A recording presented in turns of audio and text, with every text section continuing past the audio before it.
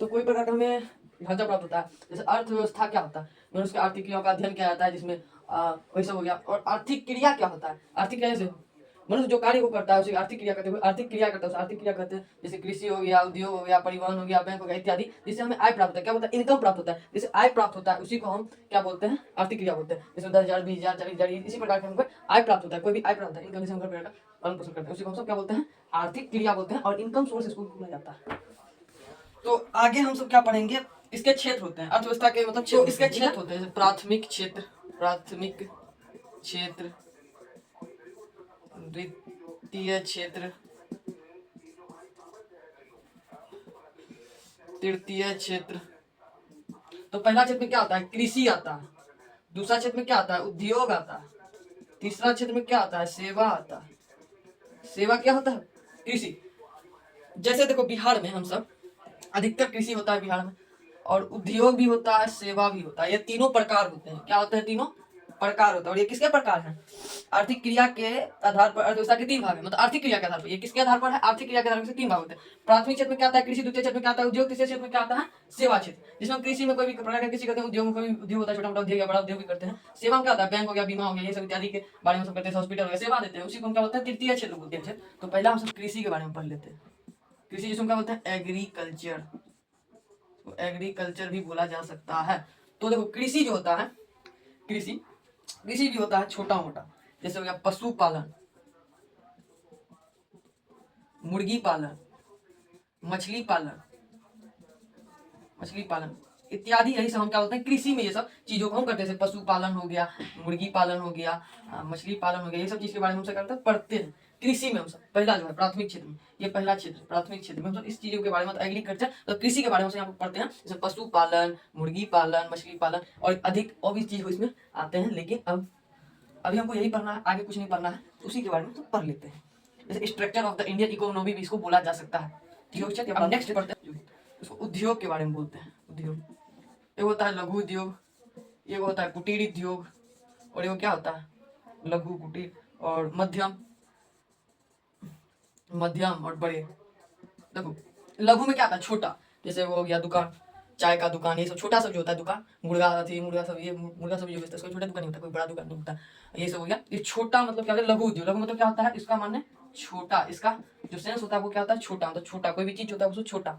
और कुटीर में क्या आता है, कुटीर उससे हल्का बड़ा होता है। जैसे कोई भी दुकान अपने गाँव में देखोगे, हल्का बड़ा दुकान जो होता है, जैसे किराना हो गया, कॉस्मेटिक्स का, ये सब दुकान जो होता है वो थोड़ा सा बड़ा होता है। मध्यम, बड़ा, ये सबसे बड़ा होता है। होलसेल, जैसे होलसेल हो गया, कोई भी किराना दुकान होलसेल होता है, कोई भी बड़ा होता है कोई भी चीज का, कोई। और बड़े उद्योग क्या होते हैं, जैसे इंडियन ऑयल का हो गया, टाटा स्टील का हो गया, जैसे मुकेश अंबानी का हो गया। छोटा मतलब लघु उद्योग। उद्योग हमने कितने बार पढ़ा, उद्योग ये तीन भागों, इसको हम सीधा चार भागों में बांटा गया। पहले लघु उद्योग, कुटीर उद्योग, मध्यम उद्योग और बड़े उद्योग। लघु में छोटा सब चाय दुकान ये सब आता है। कुटीर उद्योग में हल्का बड़ा होता है, जो किराना कॉस्मेटिक्स वैसे होता है, होलसेल वाला जो होता है किराना का, कोई भी चीज का होलसेल। और बड़ा जो होता है टाटा हो गया, इंडियन ऑयल हो गया, कोई भी रिलायंस, ये सब बड़ा होता है उद्योग। तो वो सब होता है उद्योग में हमने पढ़ लिया। सेवा गुण क्या बोलते हैं, वही जो हो गया। अब इसमें बैंक के बारे में पढ़ेंगे, बीमा के बारे में पढ़ेंगे, जो बीमा होता है, संचार के बारे में पढ़ेंगे,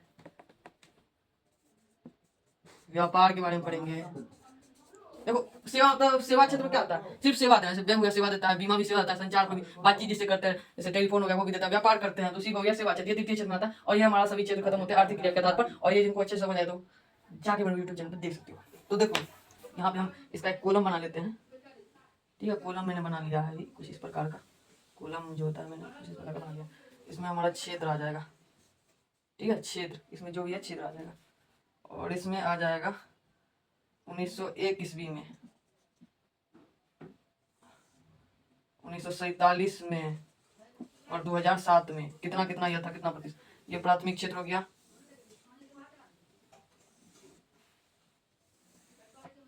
द्वितीय हो गया, तृतीय हो गया। ठीक है, वर्ष में जो है हम सब पहला देखो, पहला 1901 में कितना था, वो 63.6% था पहला क्षेत्र में। 1947 में कितना था, 58.7%। और अभी जो 2007 से जो है अभी 22.07% है। 22% मानो इसको है, 07 को हटा दो, 22% है, 0.0 लगा के। देखो घट कैसे रहा है। पहले 1901 में कितना था, 63.6 था, लेकिन 1947 में जो है वो 5 मतलब 58.7% हो गया। 2007 से जो अनुमान लगाया गया है वो 22% है। और द्वितीय क्षेत्र की बात कर लेते हैं, इसमें उद्योग क्षेत्र आता है, उसमें 12.7, ये शुरू से ही घटा है। और 14.3 ये बढ़ा है इधर कुछ, और ये 22 है, ये भी, ये सेम, दोनों का सेम सेम है। अब 23.7, ये हम जो सेवा क्षेत्र की बात कर रहे हैं, 27.0%, 56.0% भाई। देखो इसमें ठीक ठाक है, इसमें भी ठीक ठाक है, और इसमें भी ठीक ठाक ही मानो, इसमें 50-50 रखो, 50 रखो, इसमें 100 रखो, लेकिन ये घट गया है तो इसको 80 रखो, ठीक है, 80, इसको 100% रखो। तो देखो पहले 1901 में कितना था सेवा क्षेत्र की, मतलब कि कृषि क्षेत्र की बात कर रहा हूँ, 63.6%, और इसमें घट रहा है। 1947 में कितना था, देश आजाद हो गया था, 58.7%, और 2007 का जो अनुमान लगाया गया वो 22% है। और यह उद्योग क्षेत्र में कितना है शुरू से, 1901 का बात कर रहा हूँ मैं, 12.7%, और 1947 में इसमें हल्का बढ़ गया है 2% की बढ़ोतरी हुई है, वह जो है 14.3%, उसमें 22% इसका सेम सेम है। और इसमें शुरू से ये घटा हुआ है। 1901 में सेवा क्षेत्र में बात कर रहा हूँ 23.6% था, 1910 के बाद 27% हुआ, और यहाँ पे या आके इन्होंने बड़ा छलांग मार दिया।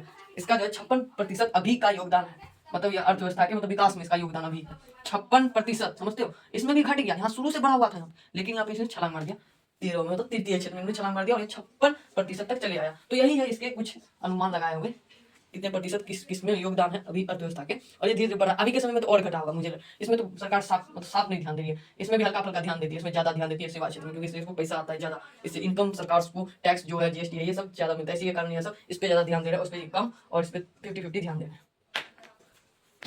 तो अब हम अर्थव्यवस्था के प्रकार के बारे में जानेंगे, इस पे मुझे बड़ी बेसब्री से ध्यान था। तो पहला हमारा जो है वो पूंजीवादी अर्थव्यवस्था माना जाता है, पूंजीवादी अर्थव्यवस्था। तो इसमें जो है हम सब पूंजीवादी अर्थव्यवस्था होता क्या उसके बारे में पढ़ते हैं। जहां उत्पादनों के साधनों पर स्वामित्व या मालिकाना हक निजी व्यक्ति के पास होता है उसे पूंजीवादी, मतलब इसमें जो है उत्पादन के साधन पे कोई निजी व्यक्ति का अधिकार रहता है, ये प्राइवेट होता है। क्या होता है, निजी व्यक्ति का ही सिर्फ अधिकार होता है। जैसे हो गया अमेरिका, जापान, ऑस्ट्रेलिया, इस सब देखोगे, कोई भी देश में देखो, अमेरिका में ही देख लो, इस पे पूंजीवादी अर्थव्यवस्था वो शुरू से ही चले आ रहा है। जैसे रूस की क्रांति या कुछ भी हो रही थी तो फ्रांस, इसमें तो अमेरिका जो है ना पूंजीवादी का ही, मतलब वो सपोर्ट करता था, पूंजीवादी को ही ज्यादातर वो सपोर्ट करता, अभी तक सपोर्ट कर रहा है।